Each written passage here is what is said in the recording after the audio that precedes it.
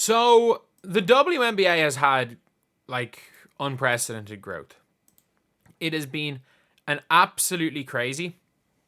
And there are positives and there are negatives. There always is going to be positives or negatives and negatives to stuff like this.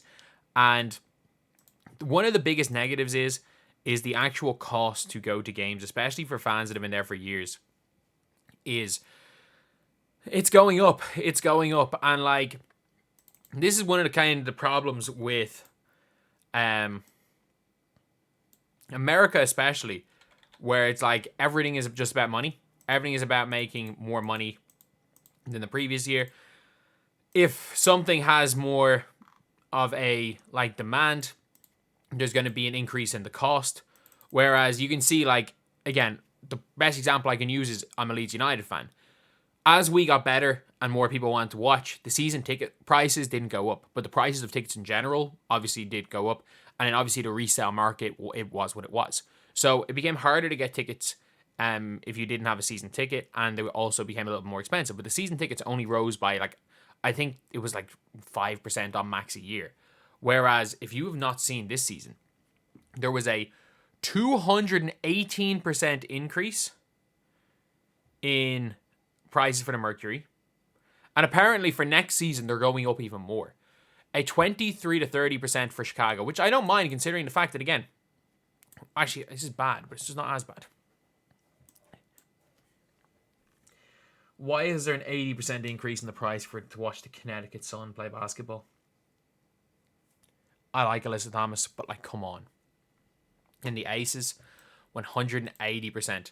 All of them were new seats and further back row wide. How is your season tickets renewals? So obviously these are season ticket renewals. Sky tickets went up 50% on a 200 level and was bracing for something like that. We bought season tickets below what we maybe could afford this year. It's a growth year. As someone who bought single game tickets last year, I'm shocked how priced with friends look to buy. I'd rather the money from inflated prices flow directly rather than to resellers. Fair enough. And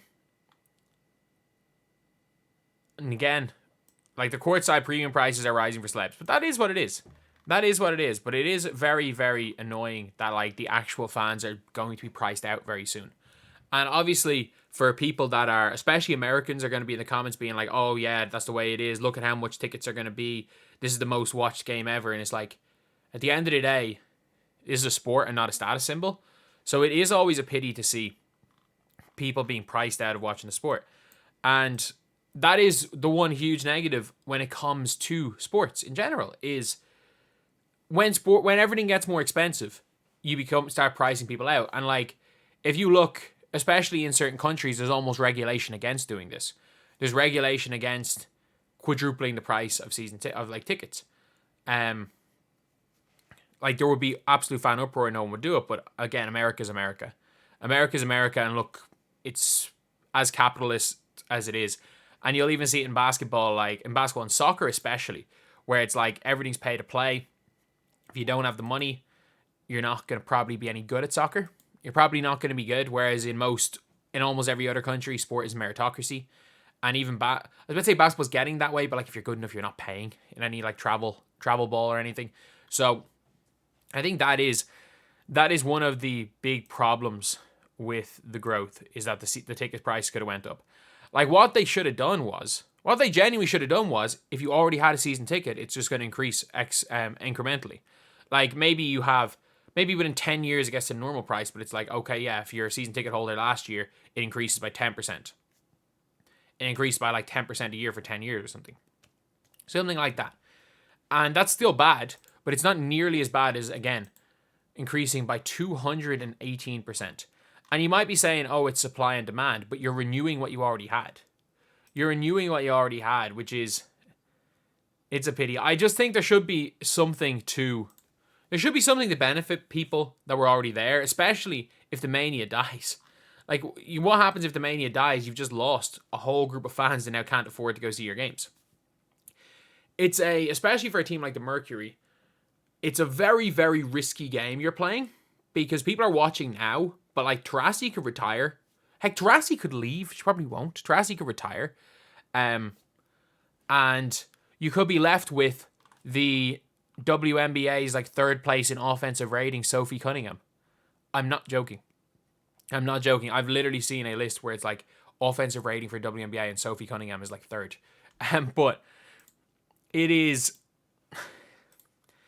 like, that is one of the sad things. And again, when it comes to merch, it's like, you can talk about the merch being like, oh wow, Caitlin Clark's jersey sold out in this amount of time. In reality, like, that's a failure on Nike's part. And yeah, like, it is, that's just a complete failure on the part of Nike. And it is one of those situations where you're just like, yeah, it's good to say, oh, look at the boom Caitlin Clark is bringing in. But it's also, the truth is that there's a lot of people that want Caitlin Clark jerseys that can't see them. And now you're going to see a lot of people that want to see Angel Reese play that are going to be priced out. A lot of families for the years will bring their kids to WNBA games because they will be a lot cheaper and are now going to be priced out. Like, it is the reality of the situation. And it's not like this video, or it's not like there's anything anyone can do to change it. The reality is, the more popular something gets, the more expensive it's going to be.